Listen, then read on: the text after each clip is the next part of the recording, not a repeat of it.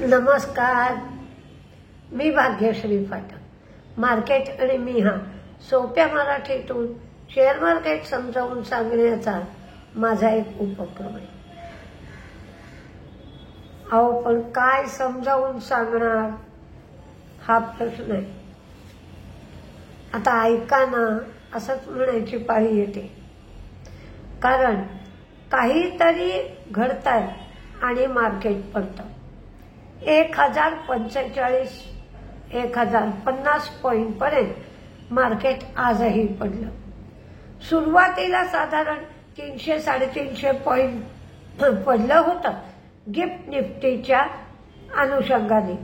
पण त्यानंतर अमेरिकेचे अध्यक्ष ट्रम्प यांनी सांगितलं की लवकरच फार्मावर सुद्धा टॅरिफ लागू केले जातील.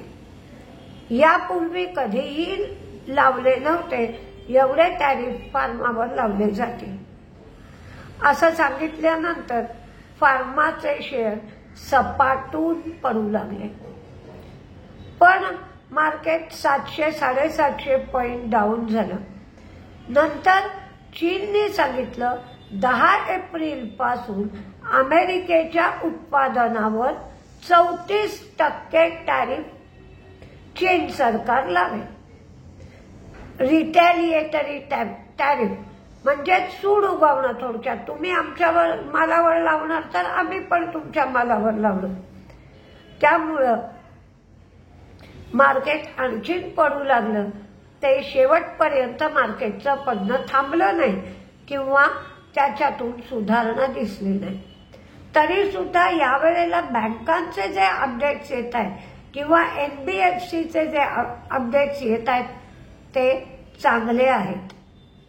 स्पाइस जेटने दिल्ली ते काठमांडू अशी डेली म्हणजे रोज दिल्ली काठमांडू अशी फ्लाईट असेल आणि ही नॉनस्टॉप फ्लाईट असेल असं सांगितलं. जम्मू काश्मीर बँकेचे अपडेट चांगले आहेत. डिपॉझिट 10.2% वाढली आहेत. ती 1.49 लाख कोटी एवढी झाली. तर लोन 10.3% म्हणजे लोन म्हणजेच ॲडव्हान्सेस म्हणतो आपण. 1.07 लाख कोटी एवढे ॲडव्हान्स झाले. कासा 47%. जे टॅरिफ फार्मावर बसवणार त्याचा परिणाम जनरिक आणि CDMO म्हणजे कॉन्ट्रॅक्ट बेसिसवर जे मॅन्युफॅक्चरिंग करतात त्यांच्यावर मोठ्या प्रमाणावर परिणाम होऊ शकतो. रेल्वे प्रोजेक्टसाठी मंजुरी मिळाली आहे, पण याचा विचार मार्केट सेटल झालं तर कदाचित पुढच्या आठवड्यात होईल. 8,741 कोटीच्या रेल्वे प्रोजेक्टसाठी मंजुरी मिळाली आणि त्याचप्रमाणे 18,758 कोटीच्या 4 रेल्वे प्रोजेक्टला मान्यता मिळाली आहे. आणि ही रेल्वे प्रोजेक्ट 3 राज्य आणि 15 जिल्हे या सगळ्यांना फायदा देणारी आहेत. युनियन बँकेचे अपडेट्स आले. युनियन बँकेचे अपडेट्स चांगले आहेत. त्यांची डोमेस्टिक डिपॉझिट्स 7.54% वाढली. डोमेस्टिक ॲडव्हान्स 3.47% वाढले. ग्लोबल बिझनेस 5.86% वाढला. तर त्यांचा कासा रेशो 7.84% वाढला. IEX क्वार्टर ऑन क्वार्टर विचार केला तर चौथ्या तिमाहीमध्ये 18% विक्री वाढली. तर पूर्ण वर्षभरासाठी विक्री 19% वाढली. कोफोर्जनी रिथॉम्स इन्क्लुझिव्हमध्ये 100% स्टेक घेतला. फिच FITCH फिच ही रेटिंग एजन्सी आहे. तिने चीनचं सॉव्हरीन रेटिंग A+ वरनं A केलं आणि आता सगळ्यांच्या GDP वर या टॅरिफमुळे परिणाम होईल, निर्यातीवर परिणाम होईल, सगळ्यांचे GDPचे आकडे किंवा अनुमान कमी येईल. येस बँकेचे डिपॉझिट्स वाढले 6.8%, ॲडव्हान्सेस वाढले 8.2% आणि कासा रेशोही त्यांचा सुधारला. आवास फायनान्शियलचे ॲसेट अंडर मॅनेजमेंट 18% वाढून 20,420 कोटी झाले, तर त्यांच्या डिस्बर्समेंट 27% वाढल्या. त्यांनी 30 नवीन शाखा सुरू केल्या आणि आता त्यांच्या एकंदर 397 एवढ्या शाखा त्यांनी उघडल्या. मॅन्युफॅक्चरिंग PMI 58.1%, पूर्वी 56.3, म्हणजे मॅन्युफॅक्चरिंग PMI वाढला. सर्व्हिसेस PMI कमी झाला, तो 58.50, पूर्वी होता 59, आणि कंपोजिट PMI कमी झाला 58.60, पूर्वी होता 58.80.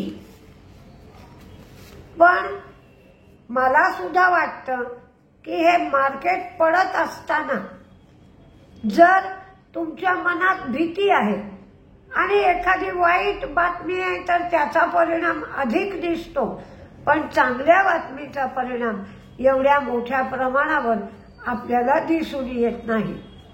आज सिमेंट्सचा शेअर मोठ्या प्रमाणावर पडला, कारण सिमेंट्सचं F&O मार्केटमधलं कॉन्ट्रॅक्ट जे होतं ते संपुष्टात आलं.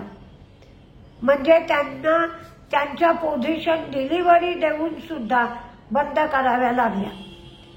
सोमवारपासून सिमेंट्समध्ये नवीन कॉन्ट्रॅक्ट सुरू होईल, कारण सोमवार रेकॉर्ड डेट आहे.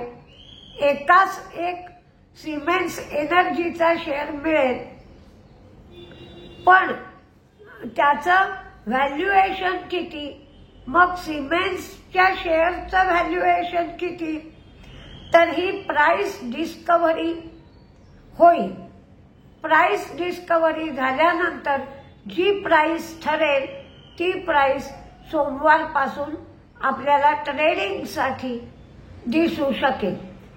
एकाच एक शेअर साधारण 15 दिवस ते महिन्याभराने तुम्हाला एका सिमेंट्सच्या शेअरला एक सिमेंट्स एनर्जीचा शेअर मिळेल, पण त्याचं लिस्टिंग मात्र होण्यासाठी 60 ते 90 दिवसाचा कालावधी लागू शकतो. आणि तुम्ही अधूनमधून गुगलला त्याची तारीख चेक करत जा. मी पण तारीख सांगत असते, पण आत्ताचं मार्केट चांगले शेअर कमी भावाला गोळा करण्याचं आहे हे नक्की, पण त्याच बरोबरीने तुमच्यात पेशन्स पण पाहिजे की मध्ये अशी काही घटना घडली तर शेअर पडत राहतो. आता आज क्रूडचा भाव कमी झाला, सकाळी 69 होता, त्यानंतर 67 वर क्रूड आलं, म्हणून आज HPCL, BPCL, IOC हे शेअर काही कमी झाले का, वाढले का? सॉरी, क्रूडचा भाव कमी झाला की HPCL, BPCL आणि IOC याच्या शेअरमध्ये तेजी येते. तसं घडलं नाही. उलट BPCL, HPCL, IOC, ONGC, Reliance सगळे शेअर आज सपाटून पडत होते. म्हणजे BPCLचा शेअर 15 रुपये पडला. आश्चर्य वाटलं.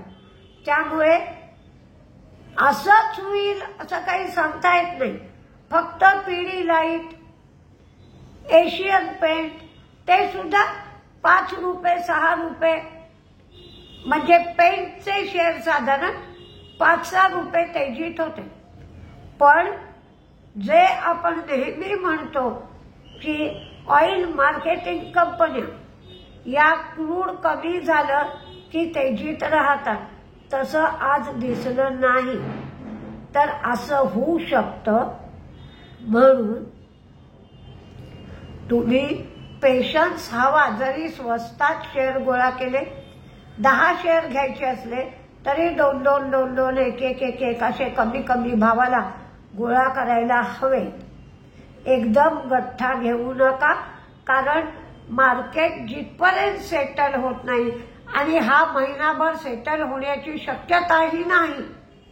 टॅरिफचा गोंधळ आहेच, रिझल्टचा गोंधळ आहेच, आणि ज्या MNC कंपन्या किंवा मल्टीनॅशनल कंपन्या म्हणतो, ज्या अमेरिकेत पण काम करतात किंवा ज्यांचा बिझनेस अमेरिकेशी संबंधित आहे, त्या शेअरवर मोठ्या प्रमाणावर परिणाम होऊ शकतो.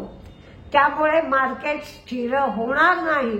तर जे लोक खरेदी करतील त्यांच्यामध्ये तेवढा पेशन्स असायला हवा. पेशन्स नसणाऱ्यांनी या मार्केटच्या वाटेला जाऊ नये, कारण इंट्राडे मध्ये सुद्धा नुकसान होण्याची मोठ्या प्रमाणावर शक्यता आहे. हे सगळं लक्षात घ्या आणि मगच आत्ता चाललंय त्या मार्केटमध्ये भाग घ्या.